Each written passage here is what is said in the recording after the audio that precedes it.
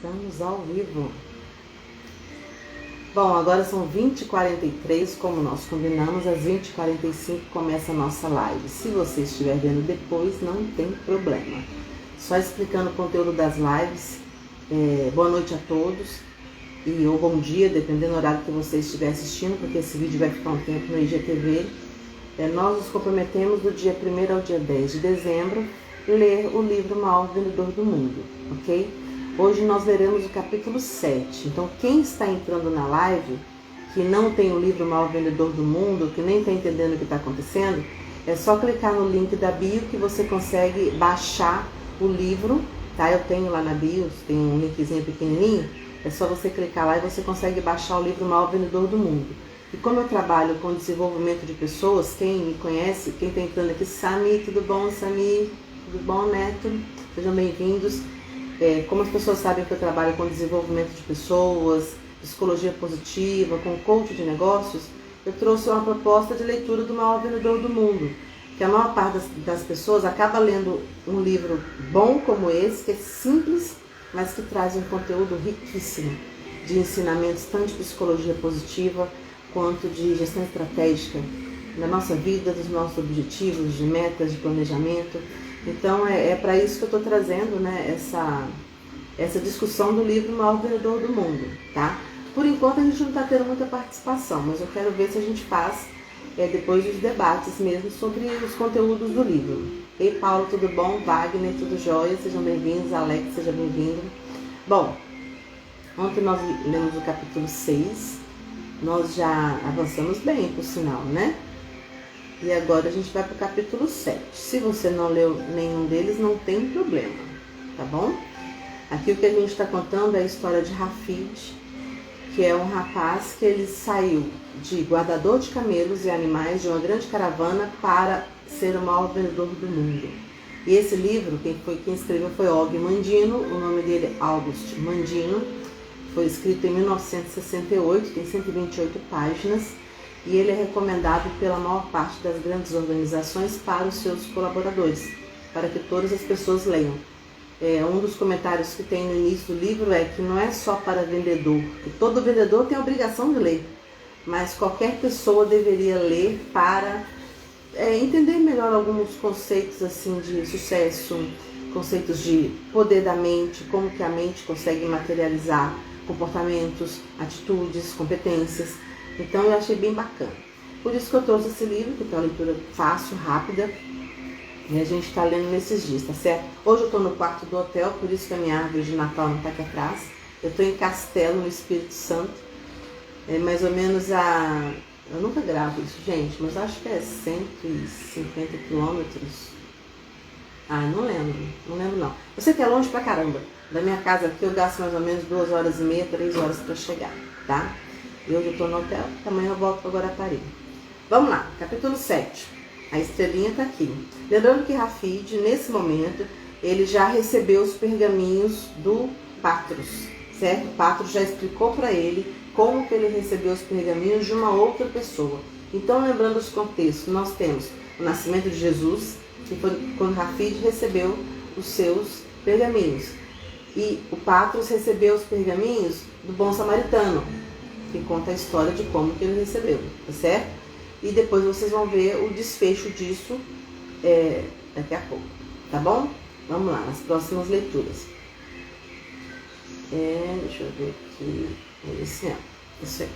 Vocês estão me ouvindo bem? Porque hoje eu estou sem microfone, não estou mais tão fanhosa quanto estava, que a gripe, graças a Deus, a gripe alérgica foi embora. Tá me ouvindo bem, né? Porque hoje eu estou sem microfone, de repente se estiver baixo eu volto. Então tá. Rafid, montando seu animal, entrou na cidade murada de Damasco, pelo portão sul, tomou a rua chamada Reta, com dúvidas e agitação, e o barulho dos pregões de centenas de bazares amainaram-lhe um pouco o medo.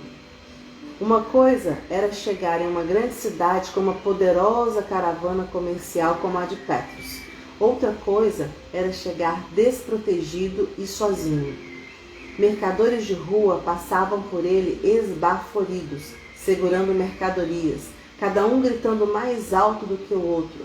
Passou por lojas cubiculares e bazares que mostravam artefatos de cadeireiros, ourives, celeiros, tecelões, carpinteiros, e cada passo de sua mula punha-o frente a frente com outro mascate, mãos estendidas, chorando palavras de lamúria.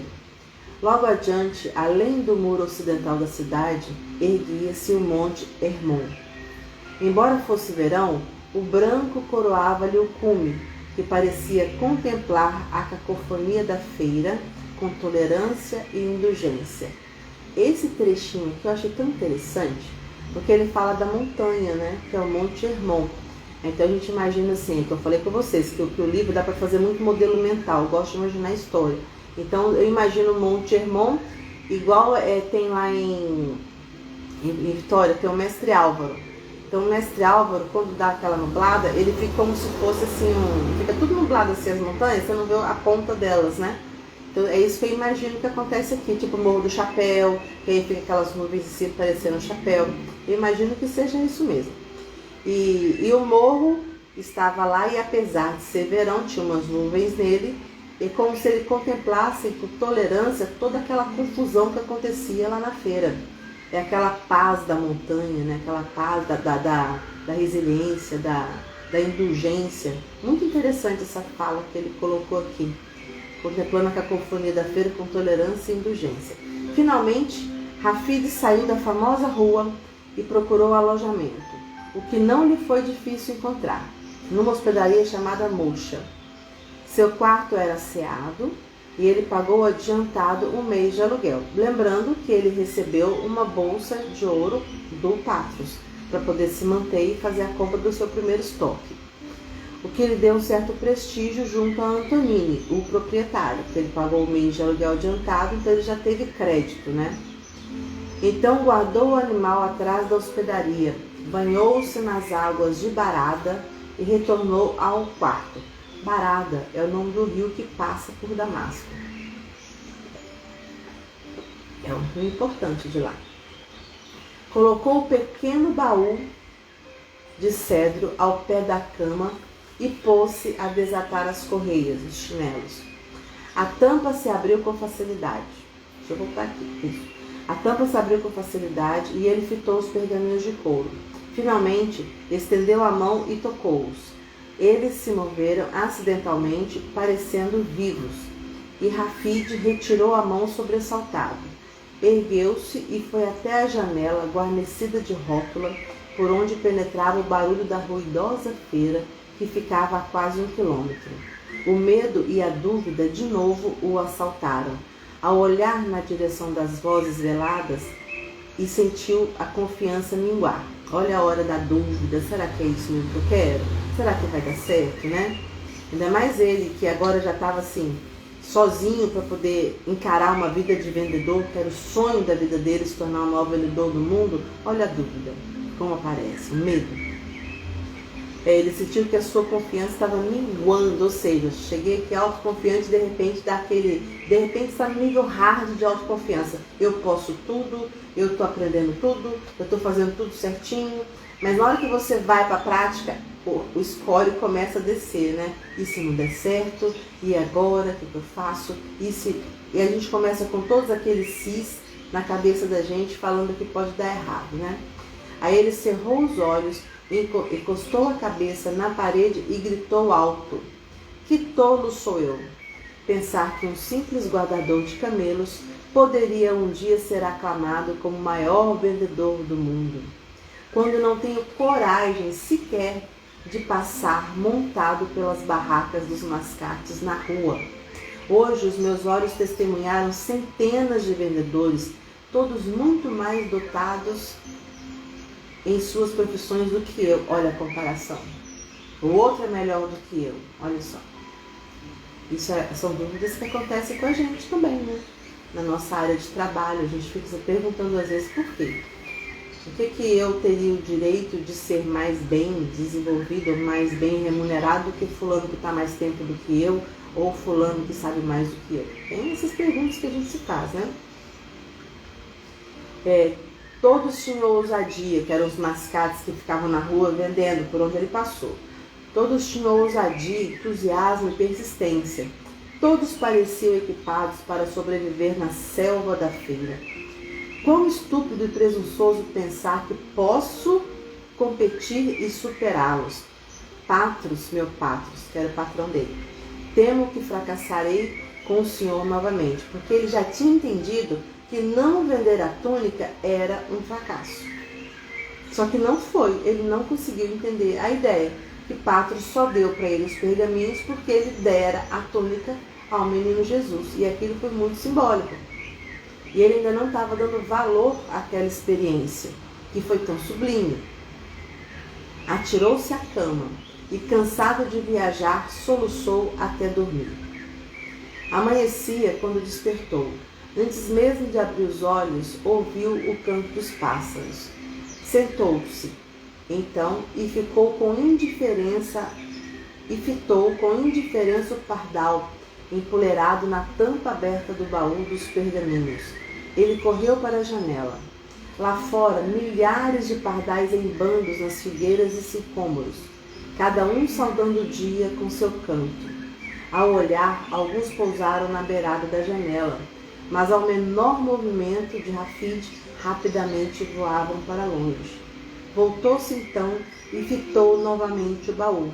Seu visitante alado aprumou a cabeça e olhou também para o jovem. Então o passarinho estava lá no baú esperando ele lá mexer no baú. Olha que interessante. Rafid aproximou-se lentamente com as mãos estendidas. O pássaro pulou-lhe para a palma da mão. Milhares de sua espécie estão lá fora medrosos, disse Rafid para o pássaro, mas você teve a coragem de atravessar a janela. O pássaro bicou agudamente a pele de Rafid e o jovem levou-o para a mesa, onde havia pão e queijo. Tirou pedaços e os colocou junto ao amiguinho, que se pôs a comer. Então ocorreu-lhe um pensamento e ele voltou à janela.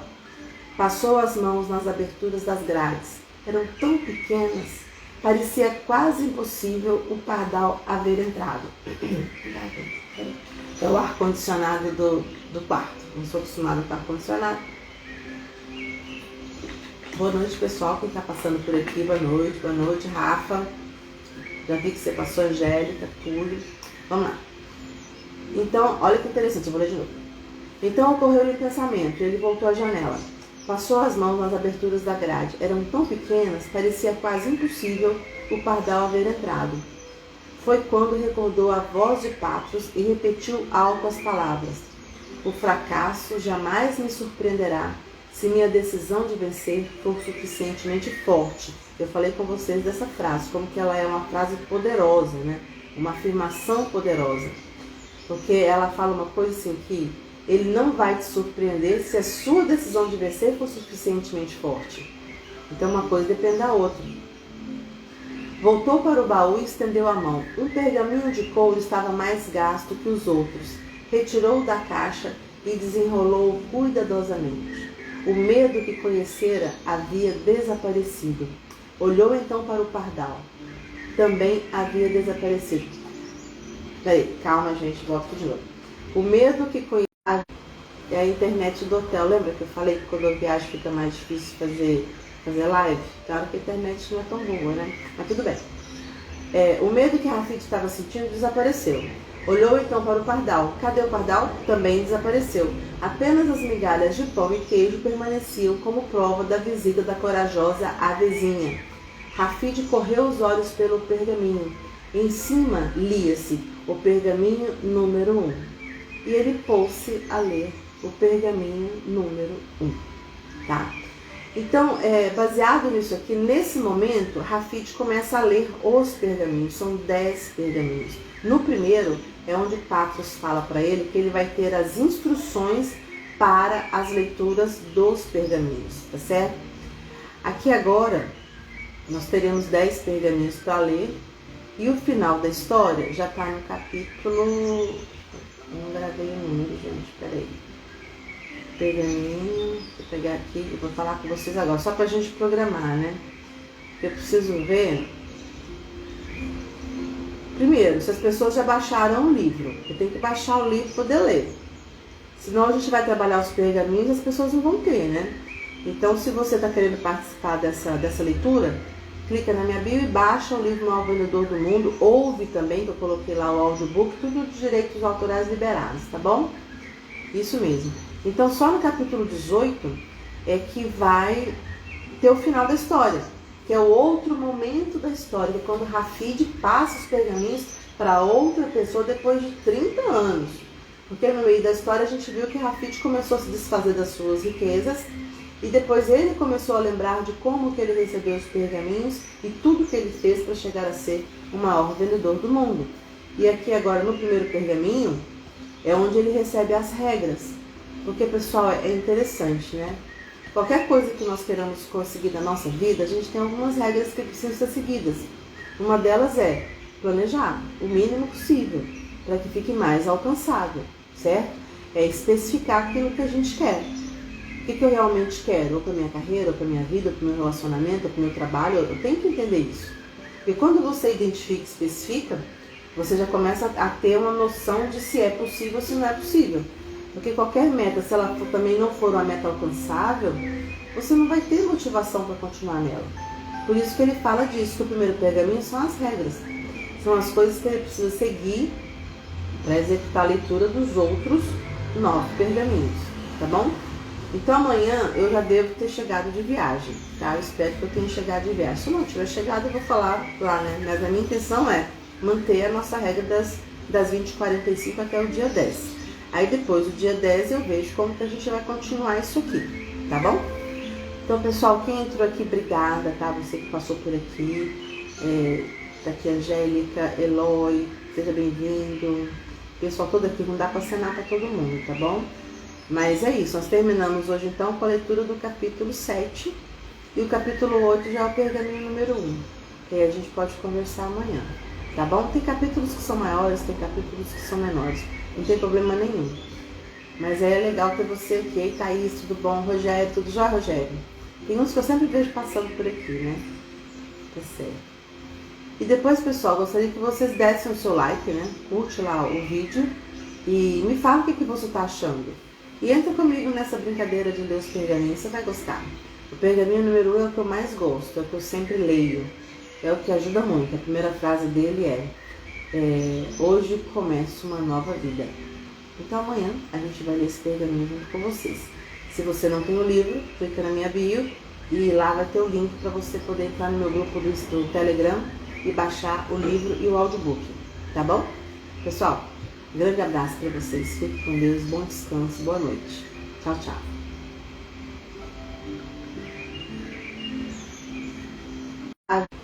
É a internet do hotel. Lembra que eu falei que quando eu viajo fica mais difícil fazer live? Claro que a internet não é tão boa, né? Mas tudo bem. O medo que Rafid estava sentindo desapareceu.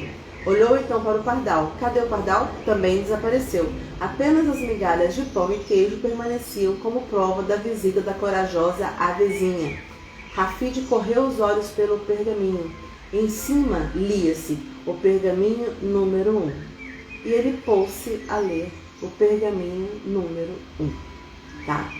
Então, baseado nisso aqui, nesse momento, Rafid começa a ler os pergaminhos, são 10 pergaminhos. No primeiro, é onde Patros fala para ele que ele vai ter as instruções para as leituras dos pergaminhos, tá certo? Aqui agora, nós teremos 10 pergaminhos para ler e o final da história já está no capítulo... Não gravei o número, gente, peraí. Pergaminho, deixa eu pegar aqui e vou falar com vocês agora, só pra gente programar, né? Eu preciso ver. Primeiro, se as pessoas já baixaram o livro, eu tenho que baixar o livro para poder ler.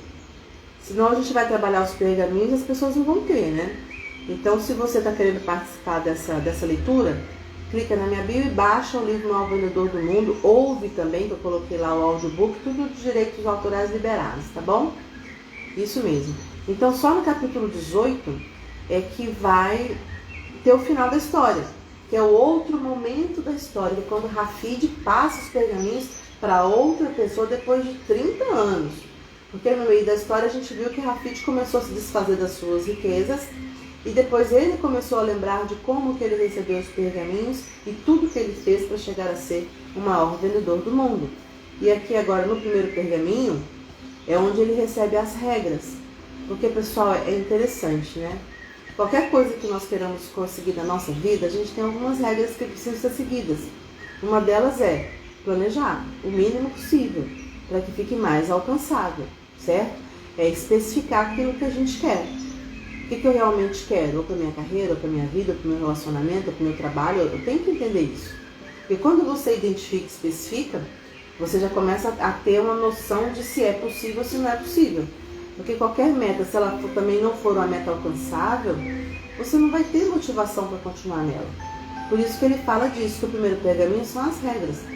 São as coisas que ele precisa seguir para executar a leitura dos outros 9 pergaminhos, tá bom? Então amanhã eu já devo ter chegado de viagem, tá? Eu espero que eu tenha chegado de viagem. Se eu não tiver chegado, eu vou falar lá, né? Mas a minha intenção é manter a nossa regra das 20h45 até o dia 10. Aí depois do dia 10 eu vejo como que a gente vai continuar isso aqui, tá bom? Então, pessoal, quem entrou aqui, obrigada, tá? Você que passou por aqui, tá aqui Angélica, Eloy, seja bem-vindo. Pessoal todo aqui, não dá para acenar para todo mundo, tá bom?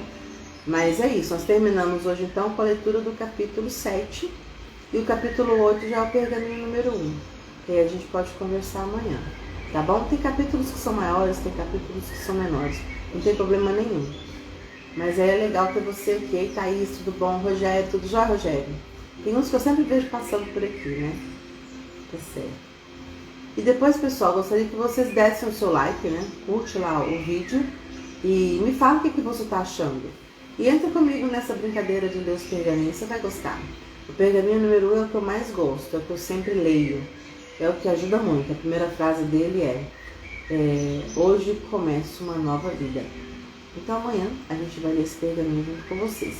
Se você não tem o livro, clica na minha bio e lá vai ter o link para você poder entrar no meu grupo do Telegram e baixar o livro e o audiobook, tá bom?